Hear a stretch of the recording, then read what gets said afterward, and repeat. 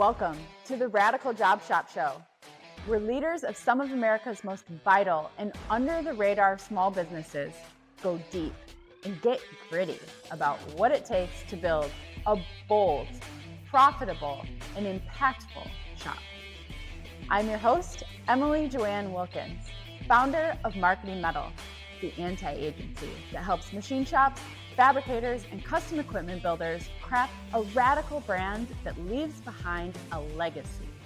I'm super pumped to share our second episode featuring one of my favorite customers, Johnny Goode, president of MSP Manufacturing. Since we first met, I've been impressed by Johnny's willingness to adapt new technology and ask the hard questions to figure out where to focus his energy. We also dive into how his past career in military and law enforcement have shaped his leadership style, and how he's able to juggle running a business and taking care of two little ones while his fiance works the night shift. So let's dive in. This is the Radical Job Shop Show. Johnny Goode! Hello. I'm so excited to have you. Yeah, I'm glad I came. Yeah, thank you for making the drive just for this. No problem. I made a commitment and wanted to stick with it. I should have put it on my calendar when I made it, but oops. So, tell us about your shop. All right. So MSP Manufacturing used to be MSP Aviation Inc. until 2020, but I was founded in 1943. Stood for Marion Screw Products. It was founded in Marion, Indiana. Started making tachometers for World War II. It has changed ownership, I think, twice since then. The last being in 2002 when my dad purchased the company, moved it to Bloomington, Indiana, where we currently reside. We occupy about 25,000 square feet now. We have another 15,000 square feet to expand if we need to, primarily in the aerospace and defense industries. And then we have core product that we're the only ones approved by the FAA to make, which adds a little bit of stability to the aerospace when aerospace is stable, that is. But some of those core products are clamps, cases, switch guards, case assemblies. So those are what actually hold the guts of the instrument and the electronics, and then the clamps which hold the case assembly to the back of the cockpit, avionic cooling ducts, and some other components. But I was able to pull a report of all the aircraft we support, and I think we support virtually every commercial aircraft that is in the air currently. And still a lot of legacy parts, a lot of defense planes, especially with the Air Force and the Navy. We also have a very large assembly department, a large paint booth. You could probably fit a car and a half in there. But since 2020, we've really expanded our fifth axis, workload. So we've added 2 fifth axis machines, one with a pallet pool. We'll have our third one being installed here in 2 weeks with a robot that'll have 35 stations, increase our lights out with our lathes. You're going to send me video of that going in, right? Yes, okay. Yes. One, at least Shannon will. And so we've grown on that side. We've just typically grown within our customer bases. For now, we're for the first time really doing a good job of outreach and trying to bring on new customers, which I think will really accelerate our growth. We finally broke through a ceiling revenue that we had in 2024, and we seem to have that now as our new baseline. So prepping for some growth, have some really cool projects we're doing directly for the DoD. We're more tip of the spear work than legacy work, which is really cool. And then we're working on me being a part owner here in the very near future. So just have to wait for a certain governing body to approve it. Ah, okay. Cool. Yeah. I have a 10-year-old nephew that's very impressed with the fact that every commercial airplane has parts that you guys make.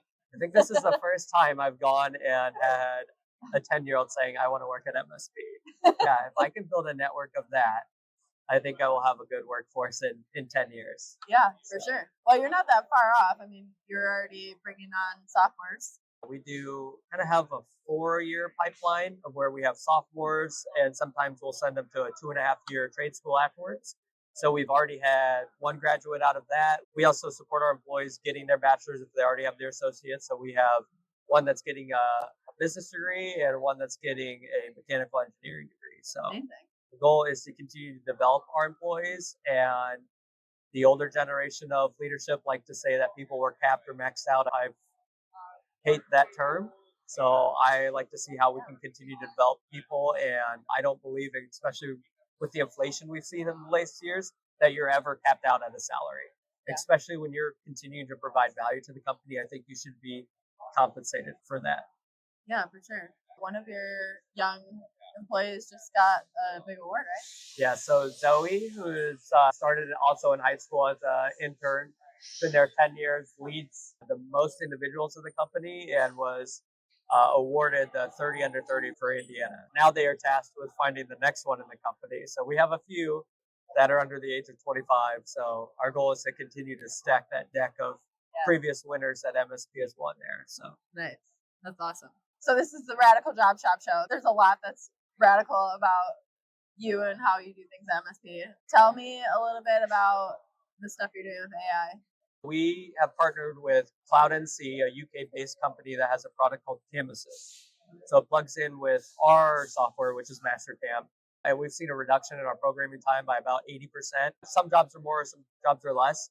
It's allowed us to scale without adding more programmers. And then we've hit a point now where we have to add more programmers that are getting trained on that because I restrict it to kind of more of our proficient programmers. I fear that new programmers won't be able to recognize what is a good path by AI and what is a bad tool path. So we're training people. Cloud NC has been a great advocate for us, and I will continue to be, in return, been a good advocate for them. I think it's been one of my most mutually beneficial relationships I've had at MSP yet. And you guys met at a trade show, right? We met, yes, at a trade show in Farnborough, England last year. I will be in London in a couple of weeks visiting them and getting a tour of their shop, which is the cleanest shop I've ever seen. So I gave them guff because on one of our Zoom meetings, I was like, there's no shop that looks like that. And they were like, no, that's a picture of our shop. And I was like, I'll see about that. But we're undergoing our first of 6 projects right now over the course of 4 years. One is more just using Power BI and a few other AI systems that talk with it, just to analyze data in real time and spit out, a lot of the administrative reports that take just a lot of man hours to compile. Also to make dashboards for all departments at MSP so that they have as close to real-time information rather than waiting for the end of the month, end of the week to get that information. So we expect being able to diagnose problems a lot easier. We'll also give access to a few customers to test, being able to see where their orders are in real time. So streamlining the customer service side, and then a couple other really cool projects. And we're also working with some AI companies that have some really cool software ideas, but need a hardware to put it with to be able to market it better, especially when you're working with the government. They tend to like to buy packaged goods, so hardware and software. Okay. So we've been able to partner with a few companies to offer that hardware and software package for them. And those have been also some very mutually beneficial ones. I'm meeting with a lot of them here in a couple of weeks, and that's why I might miss the mastermind meeting if I'm still on the plane at that time. You're just kind of starting to grow outside of your customer base that you've been with for a long time. How are you doing that? The majority of them, they have been people I've met years ago and just have kept in conversation, and we hit it off, really liked each other. Most of them had a common background as being a veteran or in law enforcement like I did, so we bonded over that because there's not a ton of cops in the manufacturing space yet. Yeah. But the ones that are, we connect really well just because there's not many of us. And so they had us in mind, and they had a couple of huge opportunities come at theirs. One was a machine shop, one wasn't. They just needed either support or a machine shop to do it. Also, one came from our mastermind meeting, so that's exciting. I recently was tagged in a post LinkedIn that called me a micro influencer, and I've never been titled myself that by any means. So that was it. I've been getting a lot of positive feedback from LinkedIn, so I think our online presence is getting to be a lot better. I thank you for giving MSP a more personalized front rather than stock images. People see quotes and pictures of me, and apparently not everybody hates them, so that's good. But I think people are starting to see that we are family owned and operated. I think I am the only veteran there as of now, but we have a couple of veteran hiring initiatives underway as well. But we're a good business with good people. That's why I think I said in one of our videos, I was like, we're definitely not the cheapest. If you want Chinese prices, go to China. You want a shop that will bend over backwards to hit its mission set, no matter what, we will always do that. I really think MSP is one of the best, if not the best teams I've ever been a part of. They sit close with the SWAT team I was on. Wow, those are big words. Yeah. Every single person wants the company to succeed. It works really well. And sometimes they don't even always have the perfect resources to be successful. And we are always trying to be more innovative, but they're really good in basic situations on getting a solution that is good quality and 97% on time. What are some of the things that you do kind of outside of like what you have to do as an employer for your team, right? So there is a very large OEM that called me and said, our order is due in November. We need these parts now, or we will have to shut down 3 site locations. I bought plane tickets for 2 of my employees and said, get to this supplier and I need parts by the end of the week. Make it happen. They got on the plane. It was a holiday weekend, so that shop and us were going to be closed, which made the deadline for this other customer even harder. They got on a plane, got it resolved. We have parts within 48 hours in-house between the time they touch down. So we are willing to put boots on the ground at any location. We have gone overseas a few times now. So I think we refuse to accept that where some other companies will say our supplier is going to be late. We reach out, and if we have to fly, and one of our employees was on the production line with our supplier making parts. That's so amazing. We are willing to do whatever it takes to hit our mission. That's amazing. It's funny you said you guys are like everyone is super introverted. It is you. funny. Yeah. I've done a few of these now, but yeah. I'll be taxed by the end of the day. Need that 4-hour car ride to decompress. The 4 hours and 45 minutes. So you mentioned, kind of the image that you were putting out there, calling us out for that. We're very proud of the website that we put together for you guys. Thank you. My team. You missed Taylor. She was here earlier, which was the first time that Allie and Taylor got to actually meet in person. Yeah. Because we're a remote team. So, but why do you think that's so important? Tell me about what were some of the perceptions that you were getting before that? The common perception I got was that they thought MSP was a much larger company. Is that a problem for you? I think when people think of larger companies, they think of really annoying phone trees. Large companies are great. They tend to have better capabilities, better cash, other resources that and that's not always true, but other resources that a small company may not typically have. Where small companies are great is they're fast and nimble. They don't have to deal with bureaucracy and getting 3 directors to sign off on something. They're great on customer service because they usually have one person dedicated to that. And they maybe have an extension, but you're not getting floated around to see who can help you. Right. And I think people like to see or know who they're doing business with. And that was it. I think if people went on LinkedIn, they may have seen me. There's nothing about myself, our employees on our website. Yeah. I think we were missing the human factor. And then also my dad, who was the previous president, liked the other way better. There was a little bit of a generational difference. And now there's more people in my generation that are leading this. So I think we're trying to connect with that.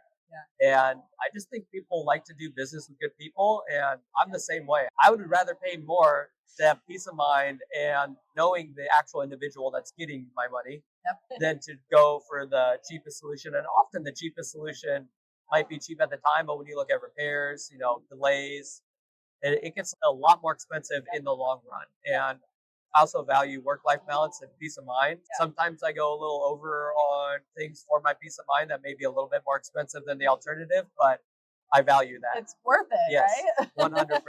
Especially when you're juggling as much as you are. Yeah, a few things going. Yeah, and talk a little bit about that because that's something that we talk about on the mastermind of, you have to take care of yourself. Yes. So that you can take care of your staff and your company, right? So I went through a couple-year period of where it was probably not as physically active as I was when I was in law enforcement or in the Army. I've recently probably done a 180 quite drastically. I have a pretty set routine, and it even goes through pretty much the weekend. And I do have 2 little ones. So when people are like, I can't do that, I have kids. I have a 4-year-old and a 2-year-old. My fiance currently works night shift. So a lot of times I am doing a lot of the single parenting, the meal prep, the cooking. We tackle the cleaning together. It's pretty simple to work out every day. It's a meal prep. Not always easy, but I wake up at 4:45 every day, dress my kids in comfortable pajamas with their change of clothes and their breakfast packed the night before. I take them to my truck. They sleep generally there and through half of my workout. And the way our gym is, my truck is parked and there's bay doors. So I can see them at all times. And then they have a walkie-talkie. They can press a button if they wake up. And I come out to the truck, let them in. There's a kids playing area, which the gym I work out is super communal. And without that community, it would be really hard to do this. Yeah. So they'll watch TV, eat their breakfast, hang out. I'll be able to finish my workout, get my post-workout stuff in, recovery, some of that. And then I get to hang out with them for about 45 minutes before they go to school. So that's really cool. Sometimes we'll stop at MSP. Sometimes we'll bring the staff donuts. Yep. Um, and then I'm still working 40 to 50 hours a week while doing that, leave picking them up, and then very active with them. They love being outside. My neighborhood is a little glimpse of the 90s. Kids still ride bikes. You'll see bikes outside of kids' houses. A lot of basketballs. We are in Indiana. They love outside in there. I think they're getting a childhood very close to how it was back when I was little without, not a lot of tablets. There's a lot of other barriers I don't have that other people have, but I feel very fortunate to be able to take care of my nutrition, my workouts, and I feel like that gives me clarity, great mindsets.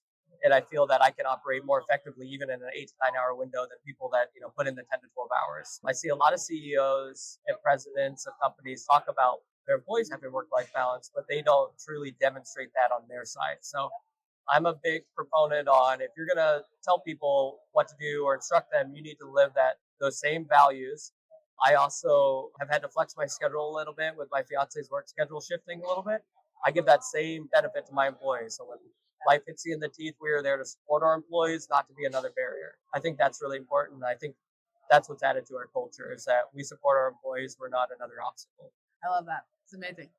What's the most surprising and fulfilling impact that you think you have made since being president at MSP? I think culture and capabilities and capacity at MSP. I think just treating people well, treating everybody as a person, regardless of position, giving them the trust and resources they need to be successful. And then also realizing that management styles are unique to the individual. So certain people require more management, certain people require very little management. Yeah. And then also that motivation for each employee is also very different. Some people are driven by money, some are time off, recognition. Finding customized plans for all employees to give them something that drives them. I think what surprised me most is when I was a detective or in the field, I really didn't want to work a desk job, and I wouldn't go back to not working what I work now. I love that I have challenges that hit me daily. I have a team that I know have trust will get it done, or we all help each other out. And I like that it is very different. I feel if it was a much larger company, it might get more similar routine, but my hours are probably the most routine. What I do every day varies quite drastically based on the challenges we face or the lack of challenges we face. Where do you feel like you are really stretching as a leader right now? What do you focus on, like, growing the most right now? Landing one of the 6 whale projects I'm trying to land. If I land one, that will add just years of stable business to MSP and kind of flatten out a little bit of the seasonality or spikes that we have seen in our revenue. Yeah. I have a great relationship with most of those individuals on there. So I have all the trust in them succeeding, which will make us succeed. There's a couple minor things I'd like to get resolved now that will be resolved here shortly, but I feel very blessed and think I have a very good sense of priorities. I know that I will come into work tomorrow with a to-do list, and I will probably end this life with a to-do list. So I try to prioritize the things that matter and where I could add the most influence. I feel that very blessed that I think I do a better job than a lot of people in my position. Based on what I know of you and how long have you known each other? Like a year now, I think. Yeah, a little bit about a year, because I think we hit our first kickoff at the December 24. Yeah, it's been a wild ride. It has been. Yeah, I have only been president for 3 years. I've been at MSP for just over 5. And 5 years ago, I couldn't tell you what a CNC machine was. I've been very gifted for what my employees have also taught me, bringing me up to speed, allowing me to bother them while they're on the floor to ask questions that are pretty dumb for them, but give me a lot of insight and make me a better voice to our customers. I don't always have my shop floor talking to them. We have a better sense. We're way more of a sniper than a shotgun at this point. And I think that's where it's becoming effective. I think it's also appealing for a company sourcing things to say, what are you good at? And when someone says, just give me everything, it can't be perfect at everything. So focusing on what we're really good at. You said something on one of our calls. You said, I'll put on real clothes for this and put lights in my face and whatever, and I'll say it again. So say it again. I can't remember it now. It was something along the lines of, I've gotten more value working with you guys. Oh, yes. We started with you in December. We have seen more new sales, new growth, LinkedIn impressions than we have seen in the prior years combined. So I do remember this. This is a stage. I forgot to write it down. Memory slips. I think what you guys do a good job of is knowing the manufacturing world. That LinkedIn tag that you did where they said name people in the manufacturing world that you think should be noticed, those got us two giant opportunities. Just that tag. Amazing. So we're working with those. I have calls later today to try to move forward on some of the projects, but just that presence, the connections in the manufacturing world, and I'm starting to learn that the machining world is a lot smaller. So knowing key individuals, people that I still look up to in the industry, I think you were connected with. So that's really cool. Yeah. I've gotten a lot of people reaching out to me. Like, I promise you, I'm not that technical person, but I've been also able to point other people in the right direction too, which is nice too. Because I think to have a good network, you need to be good for your network. Totally. So a lot of times people, and I went to the IU Kelly School of Business. Every year they ask me to talk to their networking class. All the students want to say, what did they do for you? And I'm like, nothing at the beginning. It wasn't until I was willing to do things for other people that it came back with. You can't look at every relationship as a transaction or what are you going to get. Sometimes it's also just nice to meet nice people, see what you have in common, and just develop a friendship that sometimes has huge upside. Sometimes it doesn't, and that's okay too. It doesn't have to. Yeah. But it makes going to shows like this a little bit more comfortable too, because you start to know more people. I hated going to events where I didn't know a single person. I'd rather get into a gunfight than go to a place I don't know anybody about. But I've been very impressed. I like our website. I like the posts. I like the people at your company. And I really liked the people at our other marketing company. Yeah. I felt it was more of a lack of knowledge in machining. Yeah. And that's why I think you guys have really done a good job separating yourself. I mean, you still have a good relationship with them too. They're wonderful people. Just not as well connected in this industry. And I think we are one of their few manufacturing companies. They don't claim to specialize that. My dad had picked them. I'm not sure how that did. But during COVID, they bent over backwards and did some things most businesses wouldn't do as far as helping us out. Yeah. So I can't thank them enough. You're the first marketing company I chose too. So maybe that's why. Well, I'm glad that it's working out so well. Yeah, I'm very hopeful and think it's going to keep cascading. I really like the mastermind group. I've turned down a lot of other claims to mastermind groups. I was like, I'm in one that's actually brought me business, and I think you have just the right number of people and the right people in that to make it effective. We're looking to expand a little bit, but I want to be really intentional about it. So it's still. I think expansion isn't a bad thing because not 100% of the members hit meetings just because most of us are executives or business owners of small businesses. Everybody's busy. But the unique perspective, the different geography issues that different companies have. Not all MVP centers are apparently the same in every state. Nope. That's been eye-opening too. They're from all over. Literally every corner of the country covered in our mastermind. That is really cool. Yeah. What are you most looking forward to for the MSP's future? If we can break through 10 million in revenue in the very near future, my dad has been trying to break that, or it has been a stretch goal since he bought the company. Okay. So he bought the company when it was doing less than 1 million. So getting to where we've gotten, it's a huge jump, Yeah. But I would really like to hit that.